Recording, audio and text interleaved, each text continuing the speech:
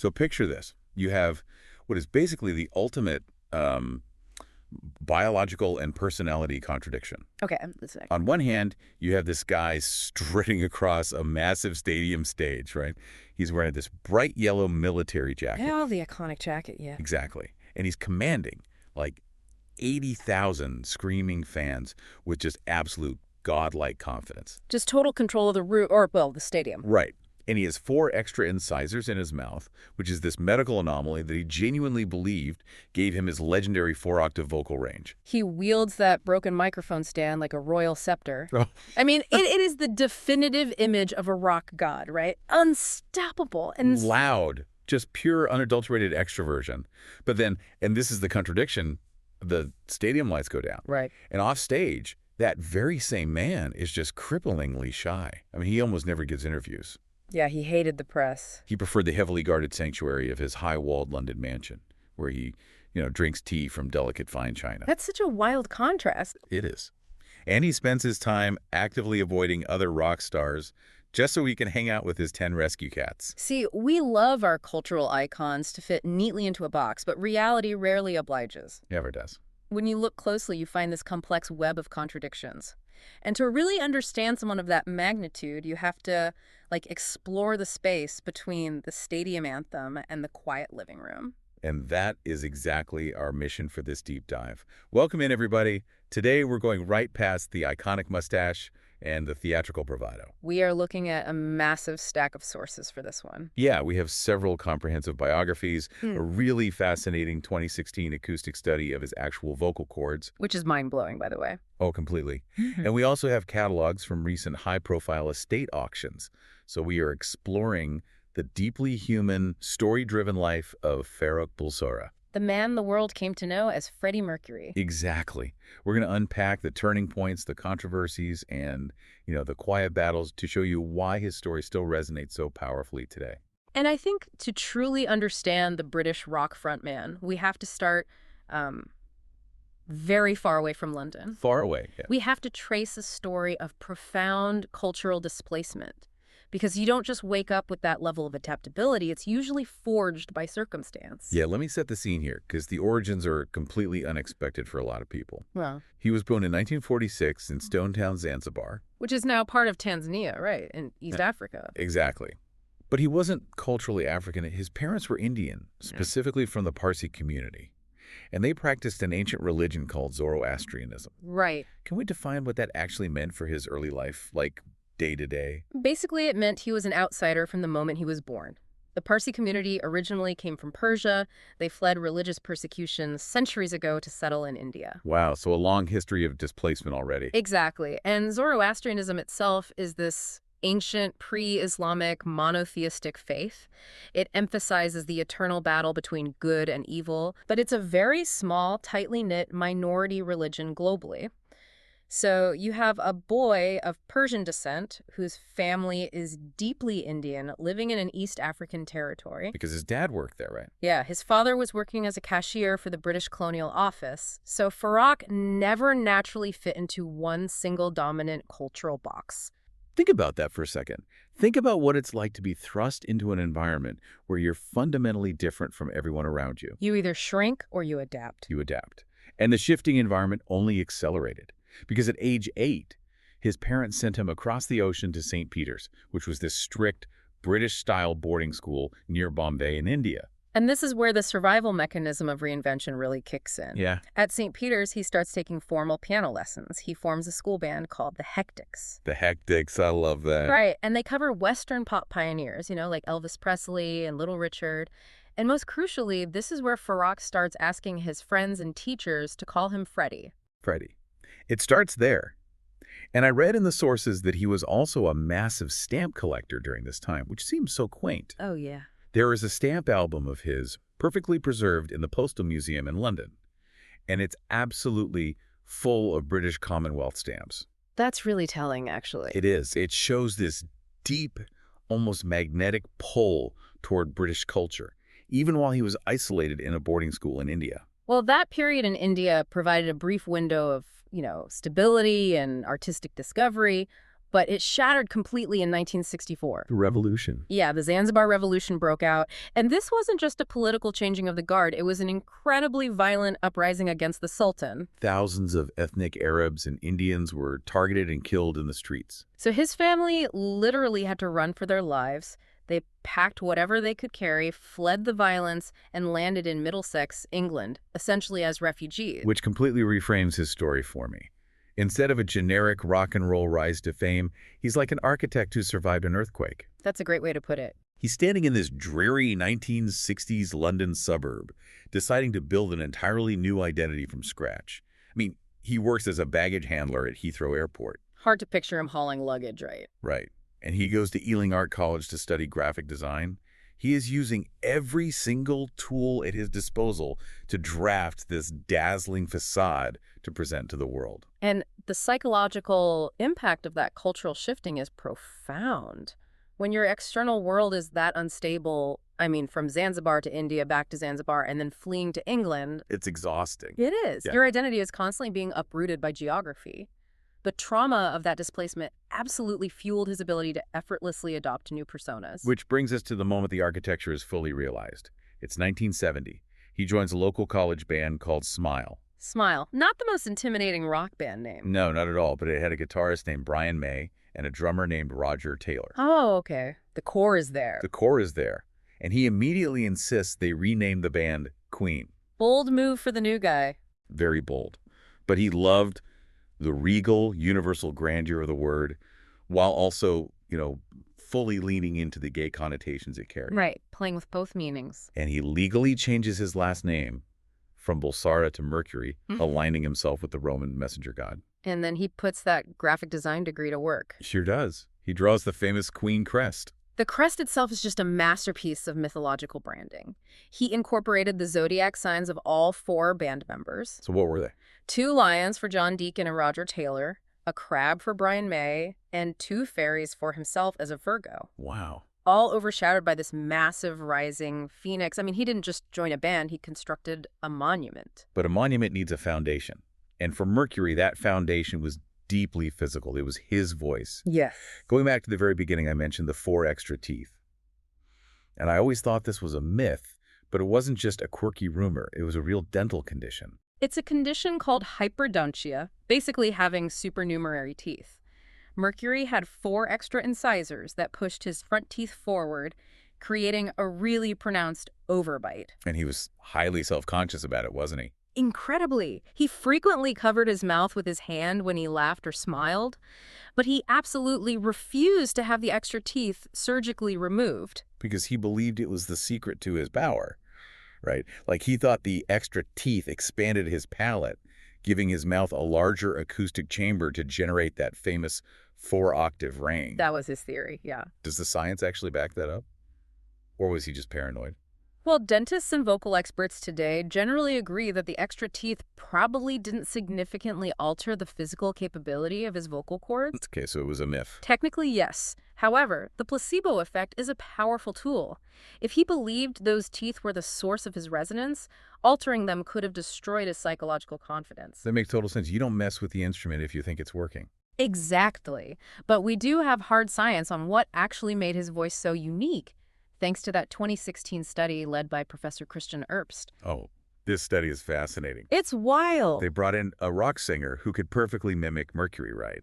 Oh, no. They stuck an endoscopic video camera down his throat to watch the vocal mechanics in real time. Yeah, and they cross-referenced that with dozens of isolated Queen vocal tracks. So what is physically happening when he sings? They discovered 2 incredible phenomena. First, his speaking voice was naturally a baritone. Which is pretty low. Right? But he sang almost exclusively as a tenor, stretching his range from a bass low F all the way to a soprano high F. That's a huge jump. And when he hit those notes, his vibrato, the rapid variation in pitch that gives a voice warmth, his vibrato was exceptionally fast. How fast are we talking? Well, a typical classically trained opera singer has a vibrato frequency of about 5.4 hertz. Mercury's was 7.04 hertz. Whoa. Yeah, it created a highly irregular, fluttering tremor that is literally piercing to the human ear. Okay, so that explains the piercing quality. But what about the sheer aggressive power? Like the grit in songs like Stone Cold Crazy. That brings us to the second discovery, subharmonics. Okay, what is that? When most people sing, only their vocal cords vibrate. Mercury had the ability to engage his ventricular folds. Ventricular fold. Yeah, they're the false vocal cords sitting just above the true ones. These are rarely used in human speech or singing, except by, like, Tuvan throat singers in Mongolia. Wait, really? He was unintentionally throat singing. Basically, by making both sets vibrate simultaneously, he generated this incredibly rich, growling undertone. That is just physiological manipulation at the highest level. It really is. The Spanish opera legend Montserrat Caballé, who recorded the album Barcelona with him late in his career, she summed it up perfectly. She said his true genius was that he was selling the voice. I'm selling the voice. I love that. Yeah, he wasn't just a technical machine hitting high notes. He was using rhythm, phrasing, and that Tuvan throat-singing grit to color the sound. He figured out exactly how to make a specific word punch you in the gut. And he applied that intuitive emotional intelligence to his songwriting, too. He composed largely on the piano, constantly exploring unusual key changes and complex harmonies that terrified traditional pop writers. Wait, let me stop you there, because this is where my mind breaks a little bit. Okay, lay it on me. The sources confirm he wrote 10 of the 17 tracks on Queen's greatest hits. He writes Bohemian Rhapsody, which completely abandons the traditional verse-chorus or verse structure of a pop song. It's totally wild, structure-wise. It's an operatic suite, stitched together with dozens of intricate chords.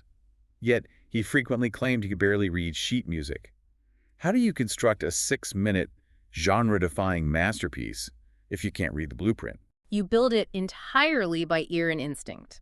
A friend from his boarding school days in India actually noted that Farrokh had this uncanny ability to listen to a song on the radio once and immediately replicate it on the piano. That's just raw talent. Pure instinct.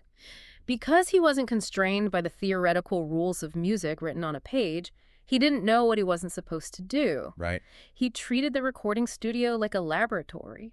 He was overdubbing his own voice on 24-track tape machines until the magnetic tape physically started to wear thin and become transparent. I can't even imagine the engineers' panic watching that tape wear down. Oh, they were probably terrified. But he just blended heavy metal, gospel, vaudeville, and disco because to him, boundaries simply didn't exist. And that absolute refusal to accept boundaries translated perfectly to his stage presence. Take his signature prop, the broken microphone stand. That's a great example. Early on, he accidentally snapped a mic off its heavy restrictive base. And instead of replacing it, he realized the broken half gave him unparalleled mobility. So he just went with it. He kept using it for the rest of his life. It became a physical extension of his body. It was all about crowd control. And this culminated at the 1985 Live Aid concert at Wembley Stadium, which is widely considered the greatest live rock performance in history. Hard to argue with that.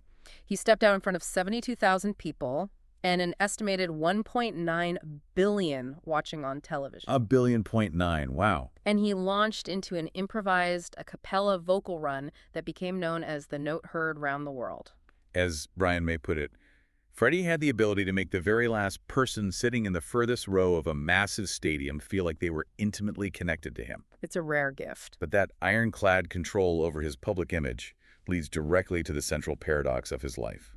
Let's look at the wall between the extrovert on stage and the fiercely protected man off stage. The contrast is staggering. His personal world was deeply private and full of complex emotional bonds. Started with Mary Austin, right? Exactly. For years, his deepest relationship was with Mary. They lived together in the 1970s. And even after he confided in her about his sexuality and their romantic relationship ended, she remained his absolute closest confidant. He famously called her his common-law wife. Yes. And when he died, he left his beloved London mansion Garden Lodge to her. On the other side of that, you have Jim Hutton, who was an Irish hairdresser that became his partner in his later years. Mercury referred to him as his husband. Which was a big deal at the time. Huge. Hutton gave Freddie a gold wedding band in 1986. Freddie never took it off, wearing it to his grave. And prior to that, in the early 80s, Mercury lived in Munich, actively immersing himself in the underground gay club scene. Mostly to escape the suffocating British press, yeah. Right. But despite living his life with incredible internal authenticity and projecting a highly camp, flamboyant persona on stage, He aggressively walled off his sexuality from the media. He really did. When journalists asked him point blank in the 70s and 80s, he would just deflect. He dismissed his experiences as schoolboy pranks. He actively avoided aligning himself with LGBTQ political movements, too. Which naturally created an information vacuum. And you know, when someone that famous builds a fortress of silence, the media will inevitably try to storm it, sometimes even decades later. Oh, absolutely. Look at the controversy that erupted just recently in 2025. Right. The historical narrative was challenged by a biography called Love, Freddie, written by Leslie Ann Jones. And what did she claim? She claimed that Mercury fathered a secret daughter in 1976 following an affair, and that he wrote 17 hidden diaries addressed to her. And the book stated the daughter passed away in 2026. Yes. Now, we are just looking at what the primary sources and the historical records show. We're not taking a side, but we have to mention the pushback from Mercury's inner circle was immediate and fierce. Very fierce. Mary Austin, who was living with him at the time of the alleged birth, completely denied it. She told the press it would be physically and logistically impossible for him to hide a child from her. She also added that he wouldn't have wanted to keep something that joyful a secret. Right. And Anita Dobson, Brian May's wife, also expressed deep skepticism. So the truth of that claim remains heavily disputed. But the very fact that a rumor of that magnitude could even gain traction illustrates just how effectively Mercury sealed the vault on his private life. Because he refused to explain himself, the public simply assigned rock star stereotypes to him. They painted him as this Dionysian god of excess. And to be fair, he certainly had moments of legendary excess. Oh, for sure. I mean, for his 41st birthday at a hotel in Ibiza, he hosted 700 people. He commissioned a massive cake shaped like the Sagrada Familia. As one does. Naturally. And when the cake collapsed under its own weight, it was swiftly replaced by a 2-meter-long sponge cake. The final hotel bill included a charge for 232 broken glasses. 232, that is a party. It's wild. But the parties were theater. The reality of his day-to-day sanctuary was surprisingly domestic. Wait, so the guy racking up thousands in damages at a Spanish nightclub is the same guy who hated other bands preaching politics from the stage and who went home to dote on a small army of rescue cats. 10 of them, to be exact. 10 cats. Yeah. Tom, Jerry, Oscar, Tiffany, Delilah, just to name a few. When he was on tour, he would call Garden Lodge and have Mary Austin hold the cats up to the receiver so they could hear his voice. That is so endearing. He dedicated his entire 1985 solo album, Mr. Bad Guy, to his cats. He commissioned an artist to paint their portraits. No way. Yeah. He even wrote a song called Delilah for his favorite tortoiseshell on the Innuendo album. That duality is just fascinating. Kurt Cobain actually wrote about this in his suicide note. Oh, really? Yeah, Cobain felt crushed and hollowed out by the demands of the crowd. And he explicitly wrote about how much he envied Mercury's ability to stand on a stage and genuinely bask in the adoration. Wow. But Mercury himself admitted the toll it took. He once said, "When I'm performing, I'm an extrovert, yet inside I'm a completely different man." And that fortress he built to protect the different man, that absolute control over his image and privacy, eventually became the very mechanism he used to protect his dignity when he faced the ultimate loss of control. His health. Yeah. His health? Let's talk about the final act. In the late 1980s, the AIDS epidemic was a global terror. It was everywhere. An HIV diagnosis was effectively a death sentence back then. And the societal stigma, especially in the tabloid press, was brutal and completely devoid of empathy. According to Jim Hutton, Freddie was diagnosed with AIDS in late April 1987. And from that exact moment, Mercury made an ironclad decision. Total secrecy. He would not allow the disease to define his public narrative. The British tabloids were absolutely ruthless during this period. Cool. Queen had stopped touring. Mercury was looking increasingly gaunt in photographs. Paparazzi were practically camped outside his home. Just waiting for a slip-up. Exactly. But the inner circle held the line. They continually issued denials. Why go to such extreme lengths to hide it, even as it became kind of physically obvious? Well, Rudy Dolezal, a music video director who worked closely with him, explained it perfectly. Freddie didn't want people buying his records out of pity. That tracks with his pride, yeah. Right. He didn't want the media circus to consume the lives of his friends and family. And above all, he simply refused to be viewed as a tragedy. So facing his own mortality, what does he do? He goes to the studio in Montreux, Switzerland, and he works relentlessly. He really did. Brian May recalled the sessions for what would eventually become the posthumous album, made in heaven. Freddie, knowing his time was incredibly short, just looked at his bandmates and said, "Write me more. Write me stuff. I want to just sing this and do it, and when I am gone, you can finish it off." You can actually hear the physical toll in the recording of a song called Mother Love. Oh, that song is heartbreaking. He was so weak he couldn't stand, so he recorded it using a drum machine, singing it verse by painful verse. Wow. After finishing the penultimate verse, he told the band he wasn't feeling great and said, "I will finish it when I come back next time." But he never made it back to the studio, did he? No, he didn't. Brian May had to sing the final verse. It's devastating, but it also highlights this phenomenal resolve.